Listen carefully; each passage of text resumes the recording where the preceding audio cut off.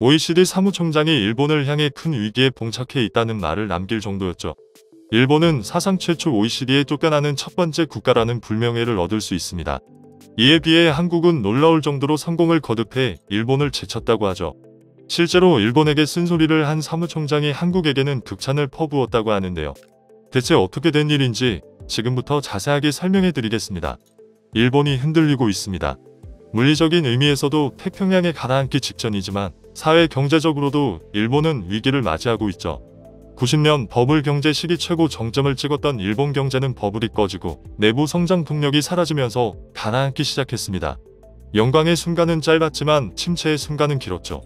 최근에는 국가 경제 지표를 2000년대부터 조작한 것이 알려져 현재 알려진 수치보다 더 최악의 상황이라고 합니다.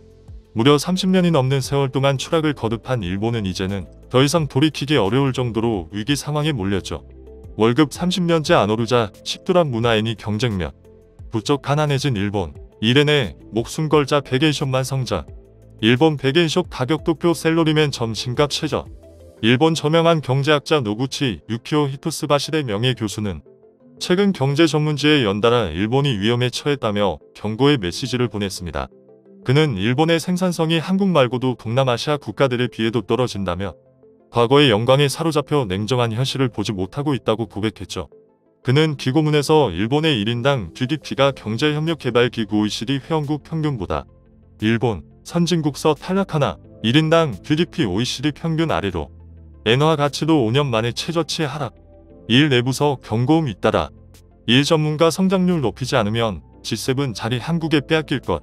훨씬 떨어지고 있다며 자칫하면 일본은 선진국 탈락은 물론이고 경제협력개발기구에서도 탈락할 수 있다는 전망을 내놓았습니다. 2015년 기존 회원국 평균 1인당 GDP를 1로 잡았을 때 일본 1인당 GDP는 0.981을 기록했습니다. 2015년 당시 일본 엔화 약세의 영향이라고 일본 정부는 분석했죠.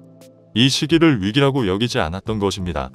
그러나 5년이 지난 2020년 비슷한 방식으로 1인당 GDP를 분석한 결과 일본의 1인당 GDP는 0.939 수준을 기록하며 과거에 비해 더 떨어진 수치가 나타난 것이죠.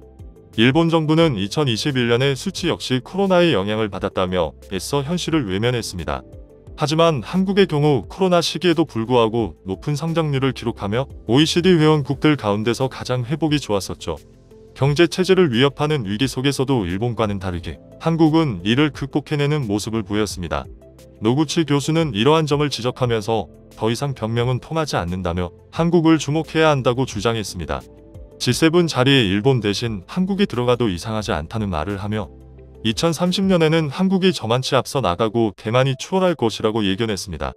노구치 교수는 근로자 임금이 정체된 건 역시 무서운 현상이라고 말하며 30년간 일본의 실질 임금은 동결되어 상승하는 물가를 제대로 따라잡지 못하고 있는 것이 현실이라고 지적했죠. 버블 이후 추락하는 일본. 대부분의 일본 경제학자들은 일본이 추락하는 이유로 과거 90년대의 버블 경제 위기를 극복하지 못했던 것을 드는데요.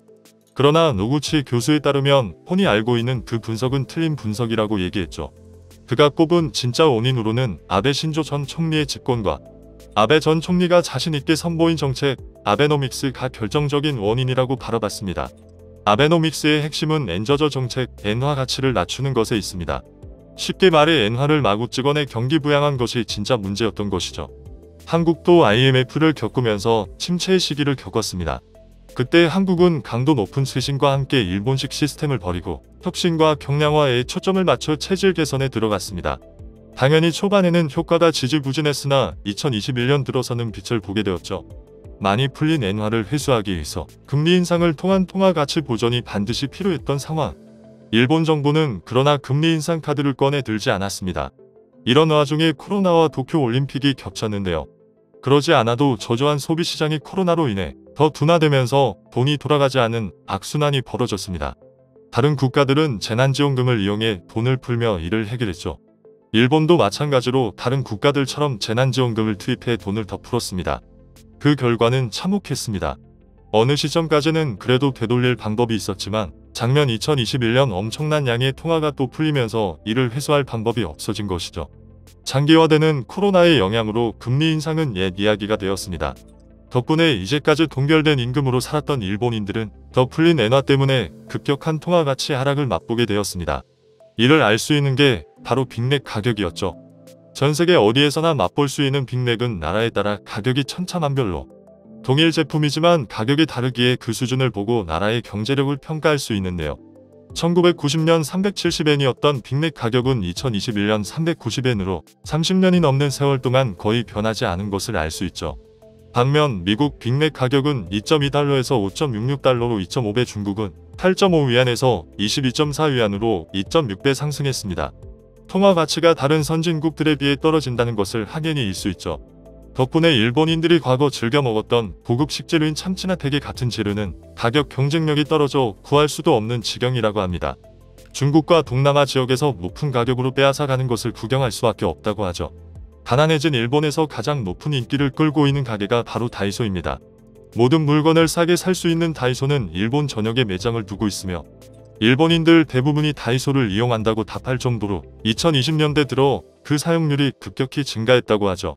줄어든 경쟁력만큼 일본의 국력 역시 예전만큼 강력하지 못합니다. 국제사회는 일본의 변화를 금세 눈치했죠. 더 이상 일본이 중요한 국가가 아니게 된 것입니다. 반대로 국제사회에서 눈부신 성장을 거듭하며 세계인들이 교류를 하기 위해 줄을 서는 국가가 있습니다.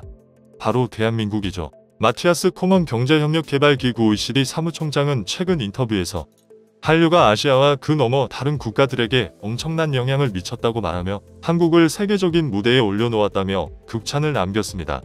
한국은 명실상부 대중문화 수출의 선두 국가가 되었으며 이는 한국 경제에 긍정적인 영향을 미쳤다고 말하며 한국의 성장을 칭찬했죠. OECD 안에서 한국이 보인 성과는 놀라울 정도라고 말을 한 그는 한국은 25년이 지난 지금 최고 수준의 경제 선진국이라 평가했습니다. 세계 선진국의 모임이라 평가받는 G7 모임에서도 한국은 주요 초청국이며 현재 국력을 봤을 때 한국은 G7 모임의 주요 축을 담당할 수 있다는 평가를 받습니다. 도널드 트럼프 전 대통령은 한국의 파워를 높게 평가했고 대한민국과 호주, 인도, 러시아를 포함한 G11축을 만들고 싶다고 말하며 G7으로는 한계가 있다는 반응을 보인 바 있습니다. 2021년 G7 의장국을 맡은 영국 역시 한국을 행사에 초청하면서 일본을 제외하고 아시아 국가로서 한국을 선진국으로 대접하는 모습을 보였습니다. 당시 한국과 협의를 하고자 하는 정상들의 모습이 방송 화면에 잡히면서 한국이 급속도로 성장했다는 것을 한 번에 보여주었죠. 일본은 이런 한국의 모습에 질투를 느끼며 G7 회의에서 배제하자는 의견을 내며 아시아 국가로서 유일한 G7 국가라는 것을 유지하고자 했죠. 하지만 일본은 G7은커녕 OECD에서도 쫓겨나기 직전인 상황입니다. 마티아스 코먼 사무총장 역시 일본의 위치가 매우 불안하다는 의견을 남겼죠. 전 세계 최초로 OECD에서 쫓겨나는 불명예를 얻기 직전인 일본, 과연 끝없는 추락 끝에서 일본은 기사회생을 할 수 있을까요? 여전히 문제를 모르고 있는 일본이 되살아나기는 어려울 것으로 보입니다. 하락을 거듭하는 일본과 달리 계속해서 승승장구하는 한국에게 박수를 보내며 앞으로도 한국이 일본 대신 G7의 자리를 차지하며 아시아 최고의 경제대국이자 민주주의 국가로 자리잡기를 기원하겠습니다. 시청해주셔서 감사합니다.